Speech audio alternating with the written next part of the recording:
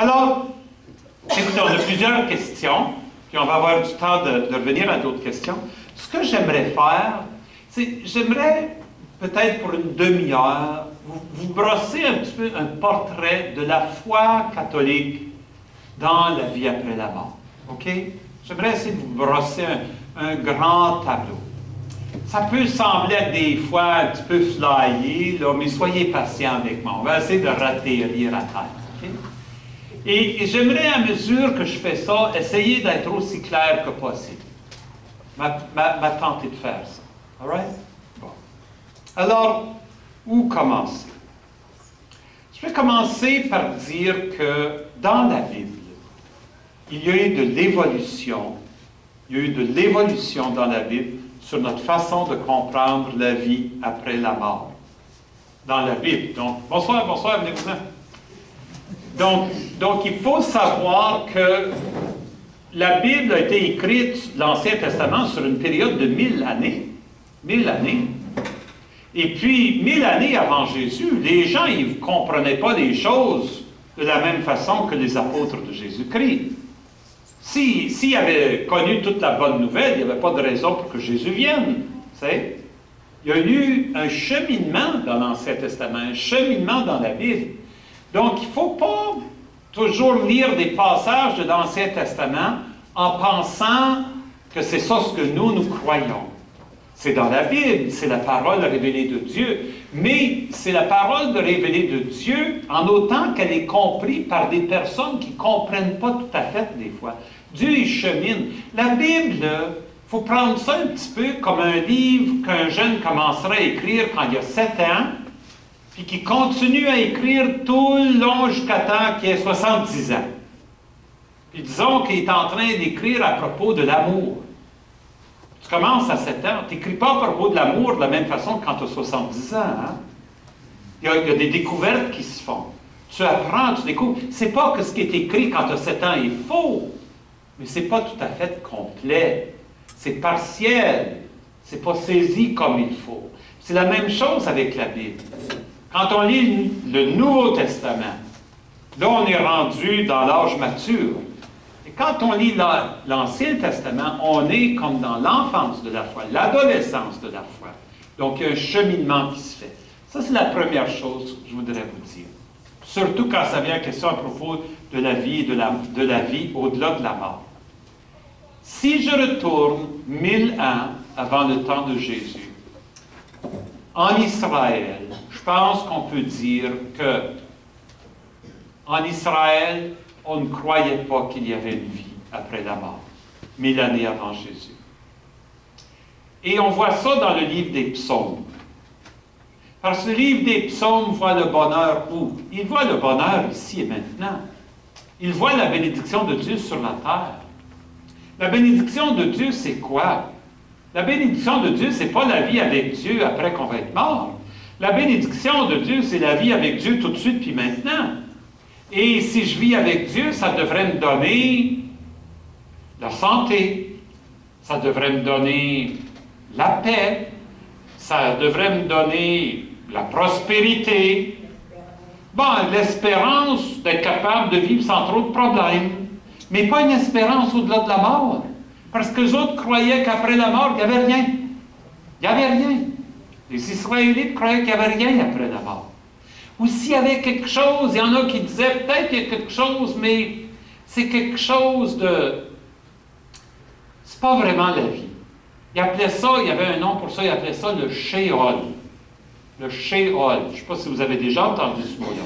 Puis le Sheol, c'était comme un pays d'ombre. Il y avait peut-être la personne humaine, mais la personne humaine sans constance, sans relation, pas de relation du tout. Pas une personne humaine sans intelligence, sans cœur, comme un genre de vie qui n'est pas une vie, puis sans relation avec Dieu. C'est pour ça que les psaumes disent, le mot qu'on sert en français, puis ça c'est important à comprendre. En français, on traduit le mot Sheol par l'expression « les enfers », au pluriel. Les enfers. Ce qui n'est pas la même chose que l'enfer. C'est de valeur qu'on a ces deux mots-là qui sont tellement proches. Parce que c'est deux réalités complètement différentes. L'enfer, ça serait l'état de ceux qui sont complètement séparés de Dieu pour l'éternité. Je vais y revenir à l'enfer. OK? Mais les enfers, c'est le Sheol. C'est comme l'espace où peut-être il y a une vie après la mort, mais c'est une vie qui est comme morte. Et le psaume dit, aux enfers, on ne loue pas le Seigneur. Les morts ne peuvent pas louer le Seigneur. Puis à un moment donné, un des psaumes dit, Seigneur, garde-moi en vie, parce que si je meurs, je ne pourrai pas te louer. Si tu veux que je te loue, il faut que tu me gardes en vie. C'est un petit peu un bribe, tu sais, avec Dieu, tu sais. Alors ça, il faut savoir ça.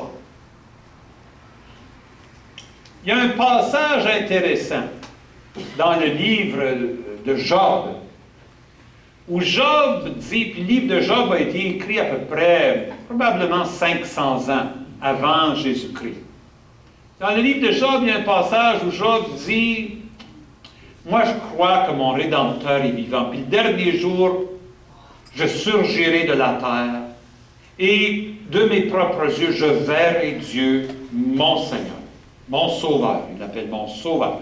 De fait, mon Rédempteur, il dit, mon Rédempteur.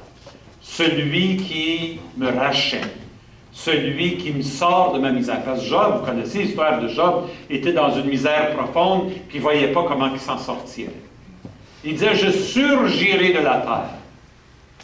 Il y en a qui prennent ça pour dire me surgir de la tombe de la terre. Je sortirai de la terre, de la tombe. Au-delà de la tombe, je me tiendrai debout, puis je verrai Dieu, mon Rédempteur. Il y en a d'autres qui disent, ben, c'est pas tellement je surgirai d'une tombe, mais je me relèverai de la terre. Parce que, voyez, Job, il était malade, il était comme atté-réalité. Tu sais, il était sur, on dit qu'il était sur un tas de fumier. Tu sais, il était tellement down, là, tu sais. Je surgirai, je me lèverai de la terre et je verrai Dieu. Mais ça se peut aussi que c'était le début en Israël d'un sens que peut-être,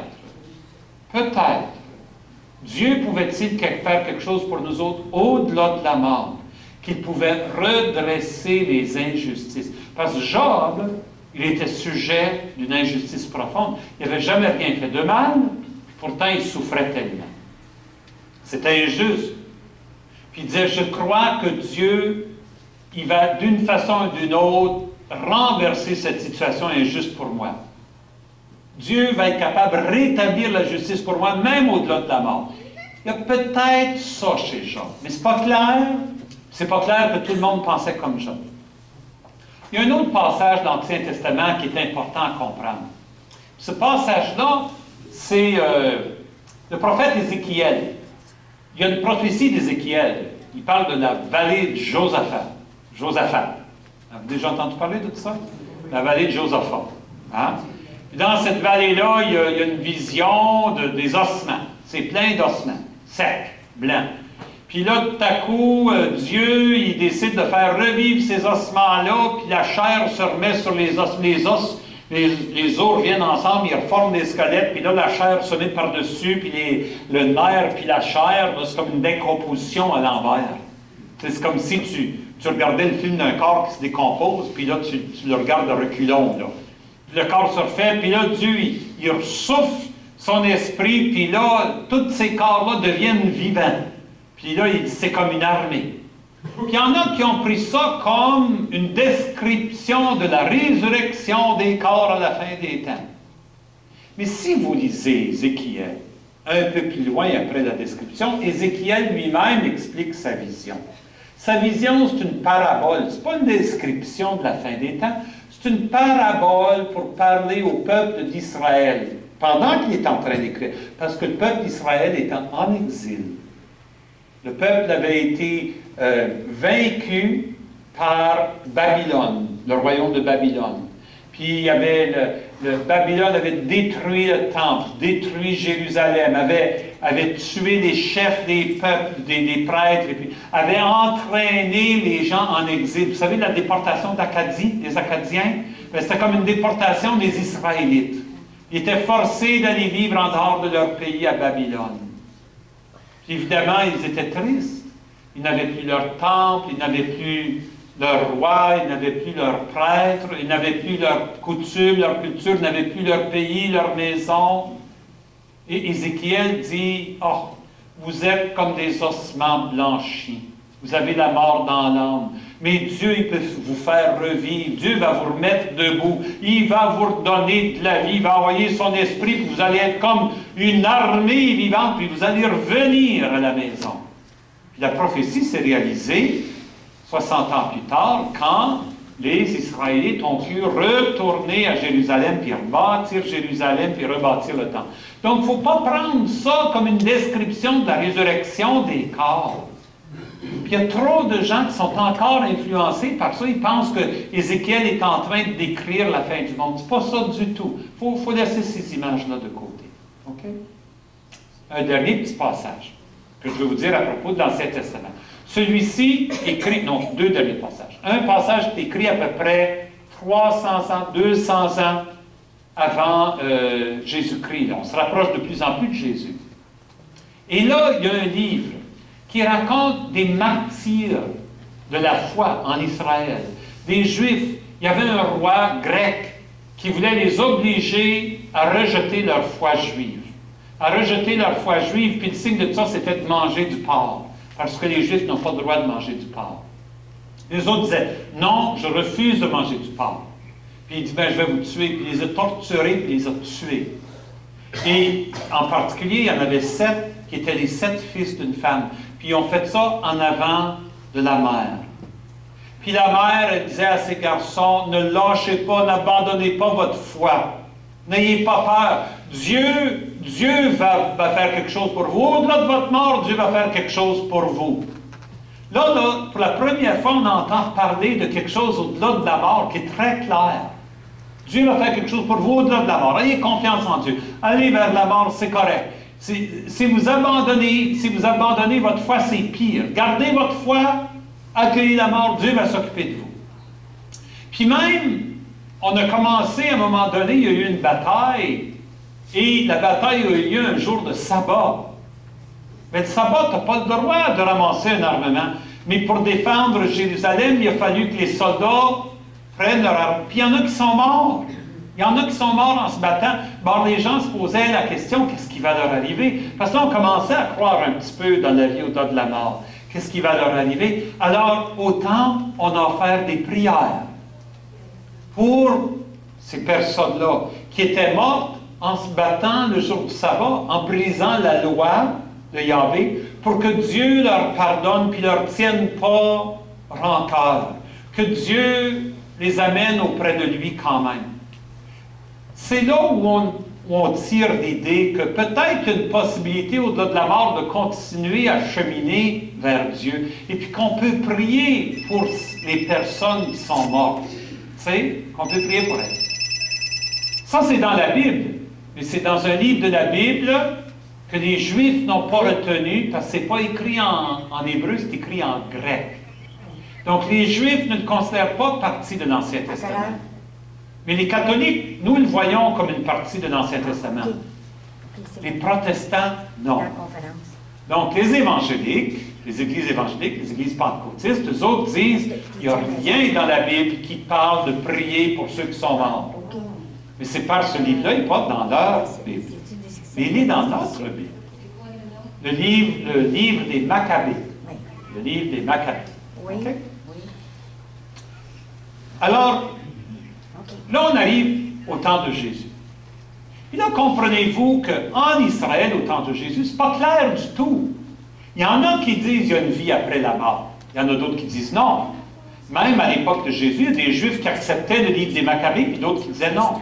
Ceux qui n'acceptaient pas les livres de Maccabées, qui n'acceptaient pas les livres des prophètes, qui n'acceptaient pas le livre de Job, c'était le groupe qu'on appelait les Sadducéens.